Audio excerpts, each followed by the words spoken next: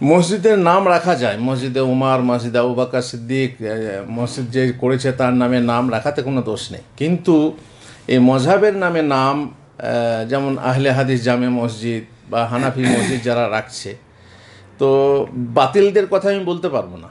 যারা সঠিক পন্থার পথে আছে, সালাফি যারা, সালাফিরা আহলে হাদিস মসজিদ নাম রাখতে বাধ্য হয়। কেন হয়? কারণ অনেক সময়ে দুই দল থাকে, কম বেশি যেখানে থাকে, যারা বেশি হয় তারা ইমাম রাখবে তাদের মত হিসাবে। দুই দল আছে, একটা হক একটা বাতিল। বাতিলপন্থী বেশি হলে তারা বলে আমাদের আমাদের মতে আমরা ইমাম রাখব।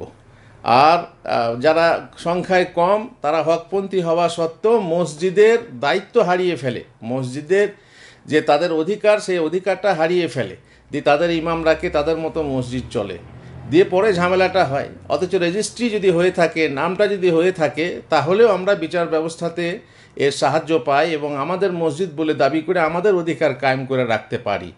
তো দলে দলে যখন বিভক্ত হয়ে আছে, আর সেই দলাদলি করে যখন মানে মসজিদে দখল নেওয়া নিয়ে ব্যাপারটা হয়, তখন আগে থেকেই এই ছিদ্র পথ বন্ধ করার জন্য তার নামটা প্রতিষ্ঠা করে দেওয়া হয়, যাতে করে ভবিষ্যতে আমরা বিচারে সাহায্য পাই।